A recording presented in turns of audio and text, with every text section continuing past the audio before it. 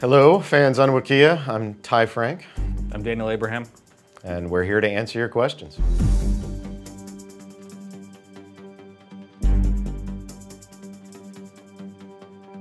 "15 years ago, a friend of mine asked me to help her on a video game project. She had been asked to develop an MMO, a massively multiplayer online game, for a Chinese company. And she had all the context, but she had not played a lot of video games. So she said, "Can you help me come up with something?" And that sort of prompted me. I had this idea kicking around about this near future solar system, and prompted me to start codifying some of the ideas that I'd had and actually writing them down and thinking them through. That didn't wind up happening. That project fell apart almost before it started, but now I had all these notes. So I started playing around with them and trying to find other ways to use them. And eventually, 10 years later, Daniel saw my notebook when we were playing a different game and said, "Have you ever considered writing a novel in that setting since you have all these notes?" He did all the hard work. I mean, all the world building was done by the time I showed up. The plots were there, the characters were in place. What I brought to the table was I had written some novels before, and I kind of knew how to do that, and it looked like fun.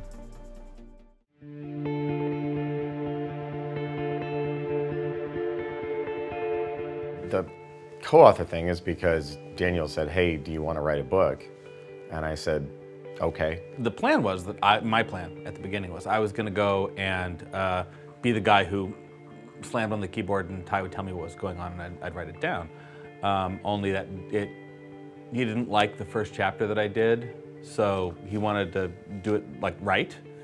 So we wound up in this pattern where he would write half the chapters, I'd write half the chapters, and we edit each other and do it that way. So that it wouldn't all just be me getting it close, but not quite to what he had in mind.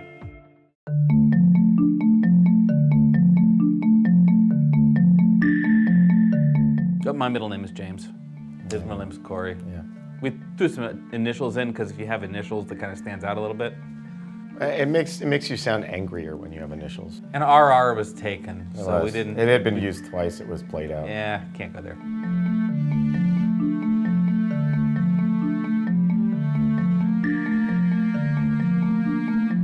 We started off with a book that was built around two distinct point of view characters, and so it was very easy to have one of us be assigned to that character and the other, and then we could alternate between them. That worked really well, and it's something we've kept to mostly through the 5 books that we've done. There's been a little bit of shifting back and forth. Sometimes we'll switch out, and I'll take a character that has traditionally been Ty's, or he'll take one that's traditionally been mine. But that's kind of been the way we approached it, and we haven't had a reason to break it, so we haven't really broken that. Yeah, I mean, dividing up point of view characters is just such an easy way to draw a line down the middle of the book that just no other way has really made sense up until now. It's nice because one of us who's really invested in a particular character and knows their voice,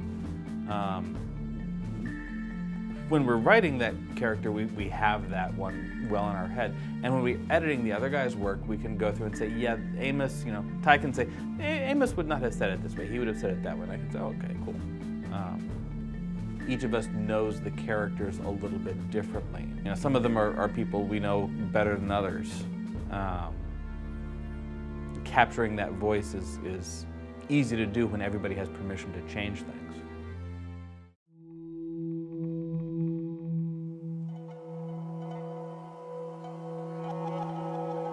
I love Alfred Bester's work. I guess it was a novel at the time, but we would consider it a novella now. The Star's My Destination. It has some problematic social things in it now, looking back on it. The world has moved on. The world has moved on, but I read it when I was 12, and it reprogrammed my brain on how sci-fi should be written. And it posited a near-future colonized solar system with different astronomical bodies in our solar system under different governments and in sort of in a shooting war with each other. And that just I've had that idea bouncing around in my head for 30 some years now. So that was the biggest early influence. There's been a kind of tradition of almost blue-collar science fiction that I think was something we really wanted to participate with. We wanted to be part of. And that's, you know, some of Larry Niven's known universe work, some of Harry Harrison's work. You get into movies like Aliens, where you have people who are in space arguing about what the terms of the contract were and who exactly is going to get the most shares and if it's fair or not and what the union says. And yeah, I mean, I agree. I would say the second biggest influence is Alien, specifically the characters of Parker and Brett, which is what Daniel's talking about. The two guys who are they're upset because they don't get as big a share of the bonus as the higher ranking people, and you know, they don't wander around the ship in crispy uniforms. They wander around the ship in greasy coveralls with tool belts and welding torches. And those guys, I just always wanted to write about those guys. That, you know, the captain of the ship, we've seen a million captain stories. We don't see a lot of stories from the perspective of the guy whose job it is to like just keep the ship running and fix leaky pipes and stuff. Or a universe in which leaking pipes are, you know, a consistent issue. You know, okay, well, we need to go find where the water is not getting in, where the mushrooms are starting to grow in the pipes, and yeah, it's just not something you've seen a whole lot of. Picard never had to deal with that.